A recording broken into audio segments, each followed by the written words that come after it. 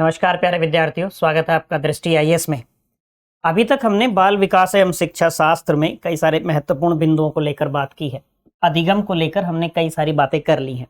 आज हम बात करेंगे अधिगम की विशेषताओं को लेकर। देखिए, जो अधिगम का जो वास्तविक अर्थ है वो हमने समझ लिया है कि केवल सीखना वास्तविक अधिगम नहीं कहलाएगा, या हम ये कह दें केवल सीखना अंतिम रूप से अधिगम नहीं कहलाएगा, प्रभावी अधिगम नहीं कहलाएगा। अधिगम का अर्थ हुआ कि जिससे हमारे व्यवहार में परिवर्तन आए, यानी कि जो चीजें स्थायी परिवर्तन लाए उसको हम अंतिम रूप से अधिगम कहते हैं।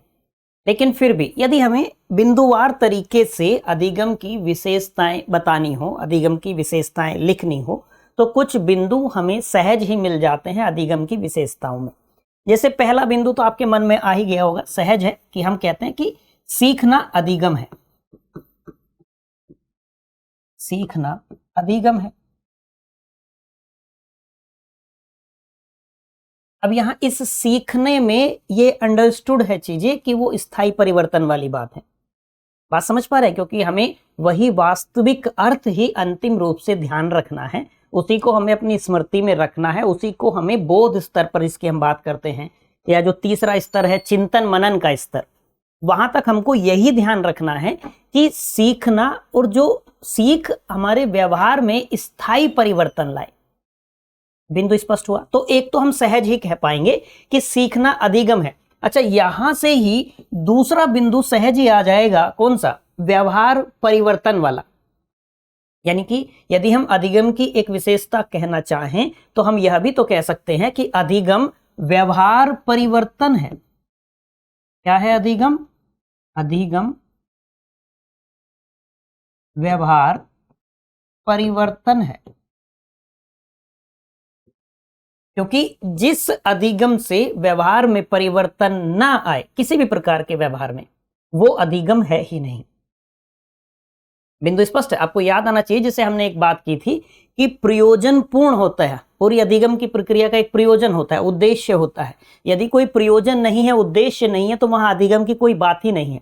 ठीक इसी प्रकार से यदि हम कहें कि कोई किसी भी प्रकार का व्यवहार में परिवर्तन नहीं है, तो आप ये ध्यान रखेंगे कि यानी कि वहां अधिगम की बात नहीं है।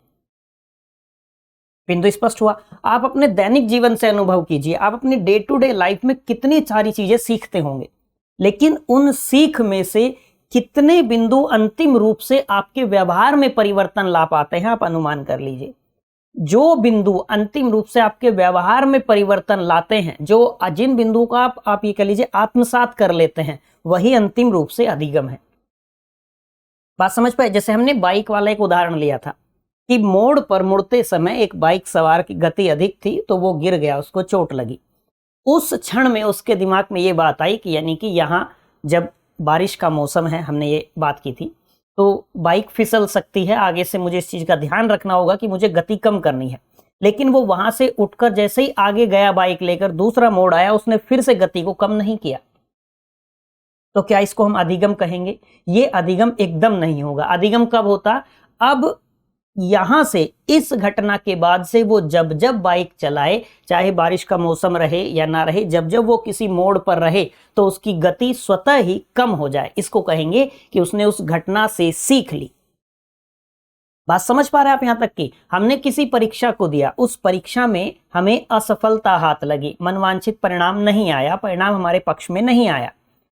हमने उस घटना में अपनी असफलता के कारणों को जब खोजा तो हमें पता चला कि हमने ये गलतियां कर दी थी, इन गलतियों में सुधार अपेक्षित है, सुधार करना होगा तो सफलता मिल जाएगी। लेकिन कुछ समय पश्चात हम पुनः उन्हीं गलतियों को दोहराते हैं, तो क्या हम कहेंगे कि वो अधिगम है? वो भी अधिगम नहीं है। अधिगम कब होगा? जब हम अपनी गलतियों से सीख लें और वो चीजें हमारे व्यवहार में, जो चीज हमने सीखी है वो हमारे व्यवहार में स्थायी परिवर्तन लेकर आए, वो बिंदु, वो नया ज्ञान हमारे व्यवहार में स्थायी रूप से शामिल हो जाए। बात समझ आई? तो हम कह सकते हैं एक विशेषता क्या है कि अधिगम व्यवहार परिवर्तन है। एक विशेषता ये कह सकते हैं।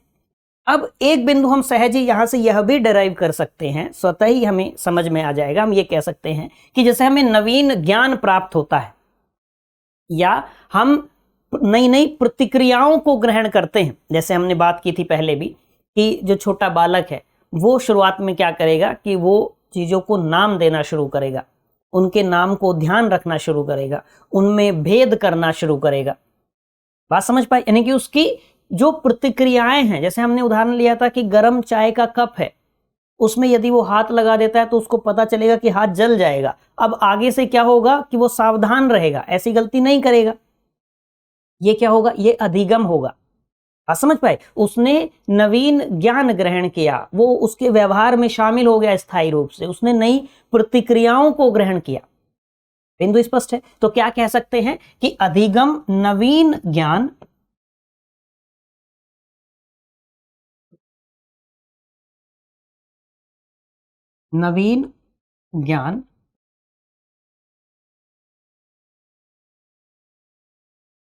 प्रतिक्रियाओं को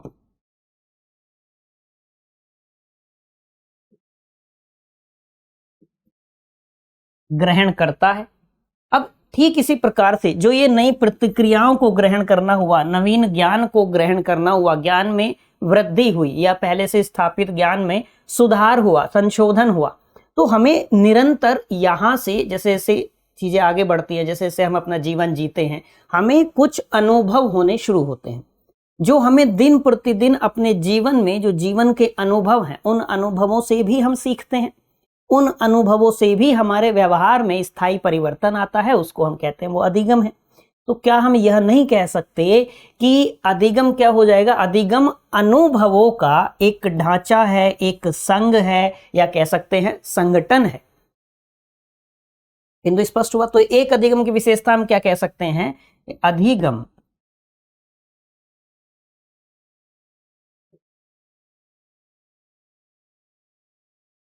अनुभवों का संगठन है, अनुभवों का संगठन है, यानी कि एक संघ है जहां बहुत सारे अनुभव हैं, जिन कई प्रकार के अलग अलग प्रकार के अनुभवों से व्यवहार में परिवर्तन हुए हैं। एक कह सकते हैं अनुभवों का ढांचा है, एक अनुभवों की व्यवस्था है, एक यूनियन है अनुभवों की। बिंदु स्पष्ट हुआ? तो अधिगम क्या है? हमारे जो व्यवहार में परिवर्तन हमें दिखाई देते हैं, स्थायी रूप से जो परिवर्तन होते हैं, वो बहुत सारे अलग अलग अनुभवों की देन है। बात समझ पा रहे? बहुत सारे अलग अलग अनुभवों की देन है। तो वो क्या हो जाएगा? हम कहेंगे कि वो अनुभवों का एक ढांचा है, अनुभवों की एक व्यवस्था है, अनुभवों का एक संघ है। बिंदु स्पष्ट है यहां तक का? हम यह भी कह सकते हैं, हमने दो शब्द को लेकर पहले भी कई बार बात की है, क्या कह सकते हैं? अधिगम अनुकूलन है। क्या है अधिगम? अधिगम अनुकूलन है, एडेप्टेशन है। हमने बात की थी समायोजन और अनुकूलन, ये दो शब्द आपको ध्यान रखने हैं, ये बार बार आपके सामने आते रहेंगे। एडेप्टेशन और एडजस्टमेंट। किसके साथ में एडजस्टमेंट? वो वातावरण के साथ में। बिंदु स्पष्ट हुआ यहां तक का? तो क्या कह सकते हैं कि अधिगम अनुकूलन है। बिंदु स्पष्ट हो गया? अधिगम क्या है? अधिगम अनुकूलन है। एक बिंदु आपको याद आएगा कि हमने बात की थी कि अधिगम की प्रक्रिया क्या है? सार्वभौमिक प्रक्रिया है। अधिगम की प्रक्रिया सतत चलती रहती है, निरंतर चलने वाली प्रक्रिया है, यूनिवर्सल प्रोसेस है अधिगम। क्या कह सकते हैं कि अधिगम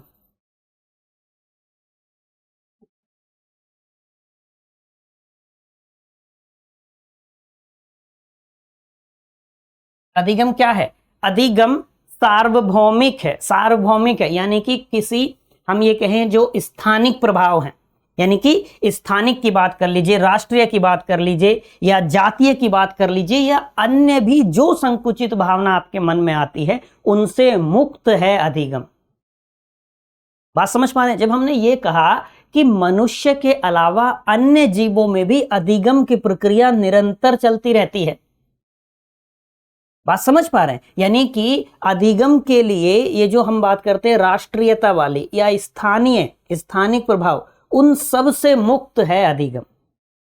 अधिगम में किसी प्रकार का कोई स्थानिक हो, राष्ट्रीय हो, जातीय हो, या किसी भी अन्य प्रकार की संकुचित भावना हो, आप अनुमान कर लीजिए, उन सब से मुक्त है अधिगम। बात सहजता के साथ में स्पष्ट है। फिर एक बिंदु हम सहज क्या कह सकते हैं? एक बिंदु हमने सहज ये सीखा है कि अधिगम एक सतत निरंतर चलने वाली प्रक्रिया है। क्या कह सकते हैं? अधिगम निरंतर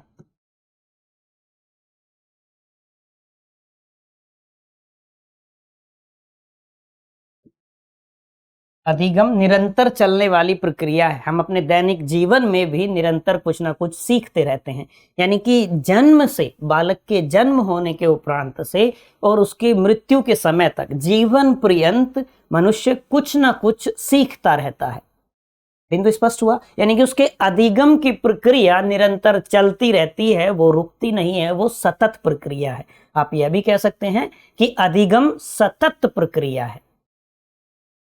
बिंदु स्पष्ट हुआ? यहां तक में किसी को कोई समस्या नहीं आएगी। अधिगम कैसी प्रक्रिया हो जाएगी? अधिगम सतत प्रक्रिया है, निरंतर चलने वाली प्रक्रिया है। अधिगम यह भी कह सकते हैं, जब अनुभवों की बात आती है तो एक बिंदु हम यह भी कह सकते हैं कि अधिगम विशेष परिस्थितियों की उपज है।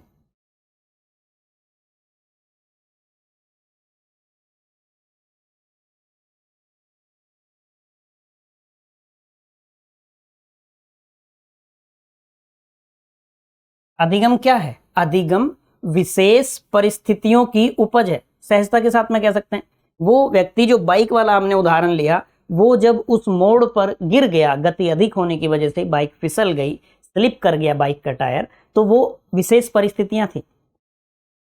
बात समझ पाए? वहां से अब वो अधिगम होता है, वो स्थायी परिवर्तन होते हैं या नहीं होते हैं, लेकिन ये ध्यान रखना है कि अधिगम के लिए जो परिस्थितियां हैं वो विशेष है। यानी कि अधिगम विशेष परिस्थितियों की देन है, अधिगम विशेष परिस्थितियों की उपज है। बिंदु स्पष्ट हो गया यहां तक का? यहां तक में कोई समस्या नहीं।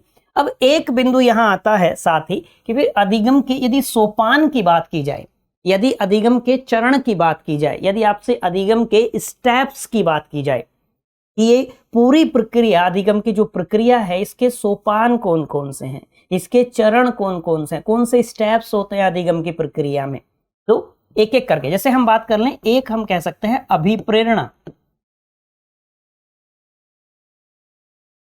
अभिप्रेरणा, मोटिवेशन।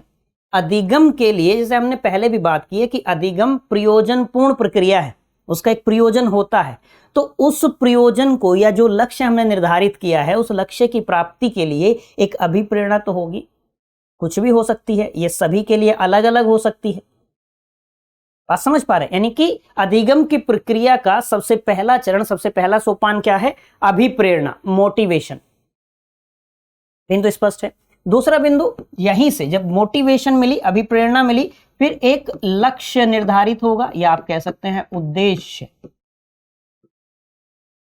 लक्ष्य या उद्देश्य, फिर उसकी प्राप्ति के लिए तत्परता, रेडीनेस, तत्परता, रेडीनेस। फिर एक बिंदु आएगा वातावरण का, वातावरण, एनवायरमेंट। अब जब वातावरण की बात आपके सामने आए तो आपको वो जो व्यवहारवादी मनोवैज्ञानिक थे वाटसन, उनका कथन ध्यान रखना है कि मुझे एक नवजात शिशु दे दो, उसको वकील, डॉक्टर या चोर जो चाहूं बना दूं। यानी कि वातावरण पर उन्होंने विशेष बल दिया था, उस पर बहुत बल दिया उन्होंने वातावरण को लेकर कि वातावरण की अहम भूमिका होती है अधिगम की प्रक्रिया में। बात समझ पा रहे हैं? तो अभिप्रेरणा, फिर एक लक्ष्य, तत्परता, वो रेडीनेस, वातावरण, उसके साथ में फिर अनुक्रिया, या आप कह सकते हैं जो रेस्पॉन्स है, अनुक्रिया कि कैसा रेस्पॉन्स रहता है उसके साथ में। फिर समायोजन, समायोजन यानी एडजस्टमेंट, और फिर क्या होता है? व्यवहार में परिवर्तन आता है।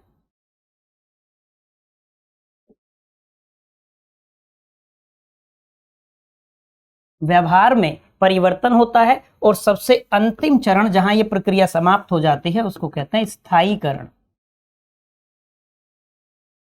स्टेबलाइजेशन। स्थायीकरण, जो ज्ञान प्राप्त हुआ जब वो व्यवहार में स्थायी रूप से शामिल हो जाए, जब उससे व्यवहार में स्थायी रूप से परिवर्तन आ जाए, तब जाके अधिगम की जो प्रक्रिया है वो पूर्ण होती है। बिंदु स्पष्ट हुआ? तो एक मोटिवेशन होगा, अभिप्रेरणा होगी, फिर लक्ष्य निर्धारित होंगे, तत्परता होगी, ज्ञान प्राप्ति के लिए रेडीनेस होगी, वातावरण होगा जिसमें ज्ञान प्राप्त किया जाएगा, उस नवीन ज्ञान को लेकर कैसा रेस्पॉन्स रहेगा, अनुक्रिया, फिर उसके साथ में समायोजन, एडजस्टमेंट, उसके बाद व्यवहार में परिवर्तन आता है। और जब यह व्यवहार में आने वाला परिवर्तन स्थायी हो जाए, स्थायीकरण सबसे अंतिम चरण है, सबसे अंतिम सोपान है, बात समझ पाए, तब हम कहेंगे कि अब यानी कि अधिगम की जो प्रक्रिया है वो पूर्ण हुई, अधिगम की प्रक्रिया पूर्ण हुई। बिंदु स्पष्ट है? यही प्रक्रिया, यही साइकिल निरंतर चलती रहती है, ये सतत है, ये ध्यान रखना है। बिंदु स्पष्ट है? ये सार्वभौमिक है, इसमें किसी भी प्रकार की स्थानीय भावनाएं, राष्ट्रीय भावनाएं, जातीय भावनाएं, कोई भी अन्य संकुचित भावनाएं शामिल नहीं होती हैं। ये इन सभी भावनाओं से परे है, सभी भावनाओं से मुक्त है। ये इसी से समझ आ जाएगा जब हमने कहा कि मनुष्य के अलावा भी जो अन्य जीव हैं उनमें भी अधिगम की प्रक्रिया चलती रहती है। बात समझ पा रहे हैं? आपने देखा होगा कि एक जो बिल्ली है, बिल्ली अपने बच्चे को छत से कूदना सिखाती है। बात समझ पा रहे हैं? तो वो पहले स्वयं कूदती है एक छत से दूसरी छत पे, फिर उसका वेट करती है कि ये भी कूदे, फिर वो निरंतर जब उस प्रक्रिया को करता रहता है तो उसके व्यवहार में परिवर्तन आता है। बात समझ पा रहे हैं आप? यहां तक कि उसके व्यवहार में परिवर्तन आता है तो क्या होता है? ये स्थायीकरण। बिंदु स्पष्ट हुआ? फिर किसी दैनिक अनुभव के, अन्य अनुभव के द्वारा फिर ये प्रक्रिया चलती रहती है, तो ये सतत है, ये निरंतर चलती रहती है। अंतिम सोपान क्या है? स्थायीकरण। बात स्पष्ट हो गई यहां तक की? तो ये अधिगम की विशेषताएं थी, कुछ ऐसे बिंदु जिनको हम सहज ही डेराइव कर सकते हैं, और भी बहुत सारी विशेषताएं हो सकती हैं। ये अधिगम के सोपान को लेकर हमने बात की कि ये प्रक्रिया किन चरणों से होकर गुजरती है, इस प्रक्रिया के कौन कौन से चरण हैं। मुझे उम्मीद है कि अधिगम की विशेषताएं और सोपान को लेकर आपको कुछ बिंदु स्पष्ट हुए होंगे, कुछ नई चीजें आपने अवश्य ही सीखी होंगी। आज के लिए इतना ही रखते हैं, मिलेंगे आपसे किसी अगली क्लास में। Till then bye bye, have a nice day.